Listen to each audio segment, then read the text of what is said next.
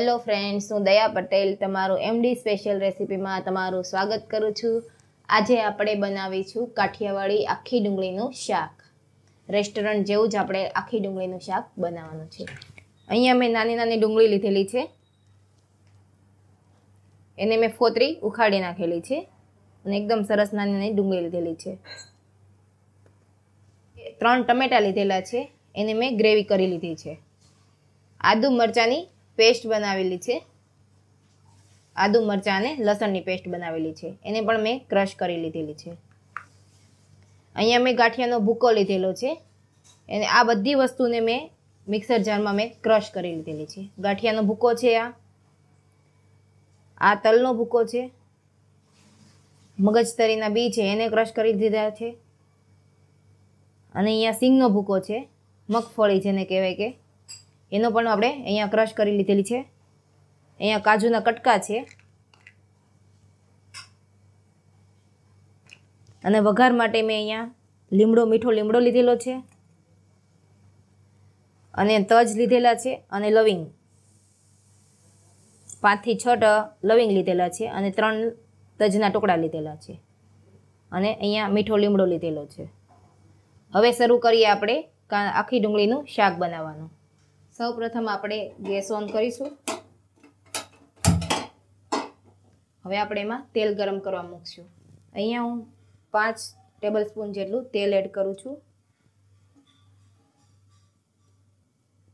आमां तेल वधारे जोईशे એટલે આપણે તેલ અહીંયા 5 ટેબલસ્પૂન જેટલું નાખીશું। આપણે તેલ ગરમ થઈ જાય એટલે એમાં આપણે ડુંગળી તળી લઈએ। અહીંયા આપણું તેલ ગરમ થઈ ગયું છે તો એમાં આપણે ડુંગળી તળી લઈએ। આવી રીતે આપણે બધી ડુંગળી તળી લેશું। આમાં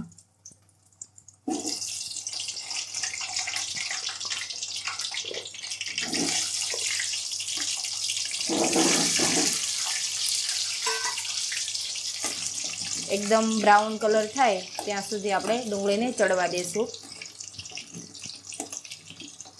अने आपणे वच्चे वच्चे आने हलावता रहेशुं। डुंगળી तळाता आपणे 5 થી 7 मिनिट जेटલું लागशे।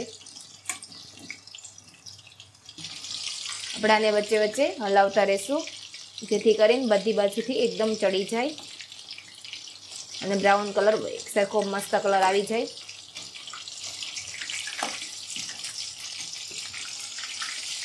જો તમે વ્યવસ્થિત ડુંગળી કાપેલી હોય તો વિખાય નહીં। જો તમે વધારે પડતી જો કટ કરી હોય ને તો ડુંગળી વિખાઈ જાય, એકદમ તળાતી થાય ને એટલે વિખાઈ જાય, પોચી પડે કે નહીં।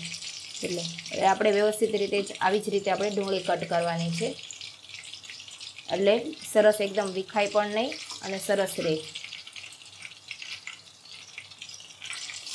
હવે આપણે અહીંયા 2 મિનિટ જેવું જ રાખવું પડશે ત્યાં આપણી ડુંગળી તળાઈ જશે। હવે આપણી ડુંગળી અહીંયા તળાઈ ગઈ છે। હવે આપણે એને બહાર કાઢી લેશું।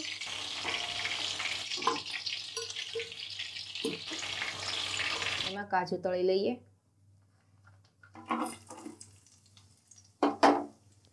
આપણે 1 મિનિટ જ કાજુ રહેવા દેશું, તરત આપણે બહાર કાઢી લેશું એને। કાજુને આપણે હવે બહાર કાઢી લેશું।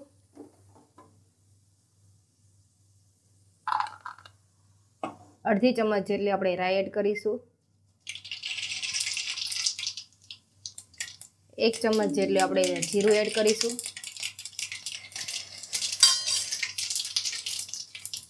અહીંયા લીમડા અને તજ અને લવિંગ આપણે એડ કરીશું।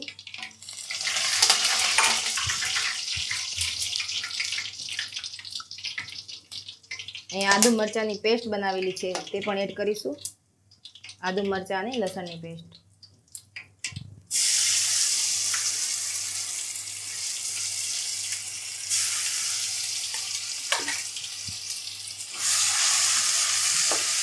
एकदम तेल में एड करवाथी आ आदू मरचा अने लसणनी पेस्ट जेनो काचो स्वाद होय ए जतो रहे अने सरस तेनो टेस्ट आवे छे।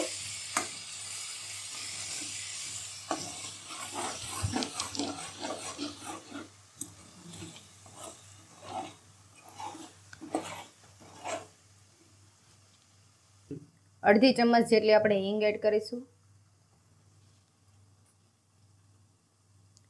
1 चम्मच जेटली આપણે હળદર એડ કરીશું। હવે આપણે આને બરાબર મિક્સ કરી દઈએ.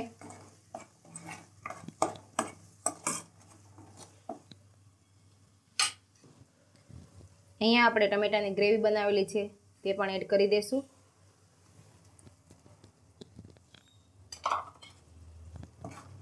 હવે બરાબર મિક્સ કરી દઈએ અને તેલ ઉપર આવે ત્યાં સુધી આપણે એની ગ્રેવીને ચડવા દઈશું.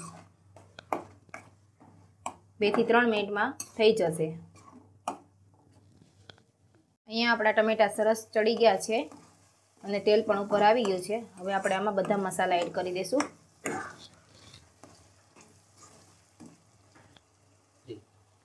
અહીંયા મેં સિંગનો ભૂકો લીધેલો છે તે આપણે એડ કરી દઈશું. તલનો ભૂકો છે તે પણ આપણે એડ કરી દઈશું.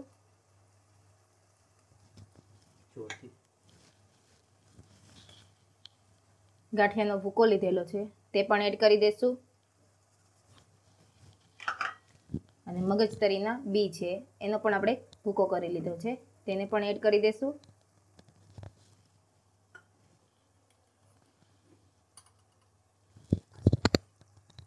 બે ટેબલ સ્પૂન જેટલી આપણે લાલ મરચું એડ કરીશું. આપણે લીલું મરચું આપણે ઓછું નાખેલું છે એટલે આપણે અહીંયા 2 ચમચ જેટલું આપણે લાલ મરચું એડ કરીશું.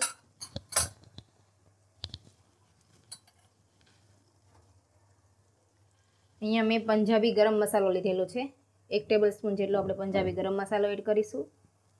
એકદમ ટેસ્ટ આપણો બહારના કાઠિયાવાડી જેવો જ આવશે, બહાર રેસ્ટોરન્ટ જેવો જ. 1 ટેબલ સ્પૂન જેટલું આપણે ધાણા જીરું એડ કરીશું.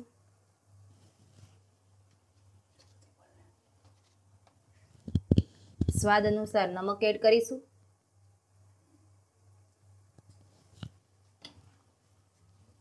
અને 1 ચમચ જેટલો આપણે ગોળ એડ કરી દઈશું. તમે અહીંયા ખાંડ પણ એડ કરી શકો છો, પણ મેં અહીંયા ગોળ લીધેલો છે. ગોળનો ટેસ્ટ સારો આવે છે. હવે આપણે આને બધું મિક્સ કરી દઈશું.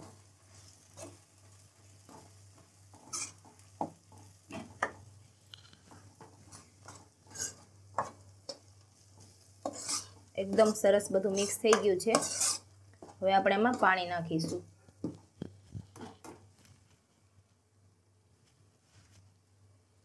અહીંયા 1 કપ જેટલું આપણે પાણી એડ કરીશું. પાણી જો વધારે જોશે તો પહેલાં આપણે પછી નાખીશું. અત્યારે આપણે 1 કપ અહીંયા નાખીશું અને બરાબર મિક્સ કરી દઈશું. તો અહીંયા આપણું ગ્રેવી એકદમ સરસ થઈ ગયું છે અને તેલ પણ ઉપર આવી ગયું છે. હવે આપણે આમાં કાંદા એડ કરી દઈશું.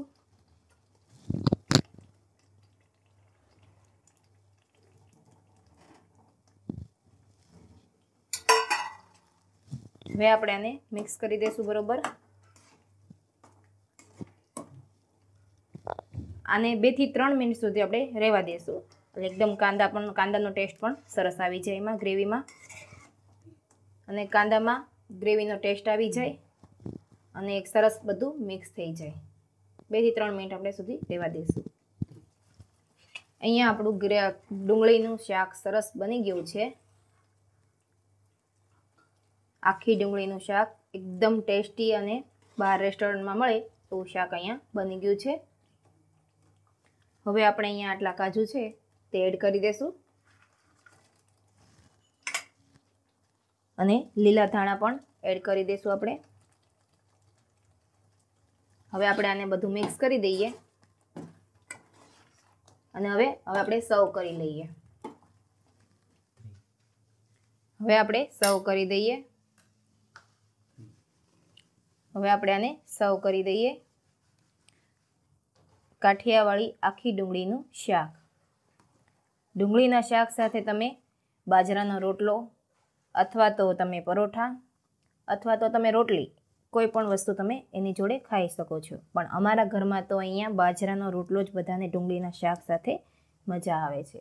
અમે અઠવાડિયામાં 1 વખત તો આખી ડુંગળીનું શાક બનાવીએ જ છીએ. જોતાં જ ખાવાનું મન થઈ જાય એવું આપણું આખી ડુંગળીનું શાક બની ગયું છે. અહીંયા અમે બાજરાના રોટલા બનાવેલા છે ડુંગળીના શાક સાથે. તમે પરોઠા કે રોટલી કોઈ પણ વસ્તુ બનાવી શકો છો. જો મિત્રો તમને મારી રેસીપી પસંદ આવે તો લાઈક કરજો, શેર કરજો અને અમારી ચેનલને સબસ્ક્રાઈબ કરજો.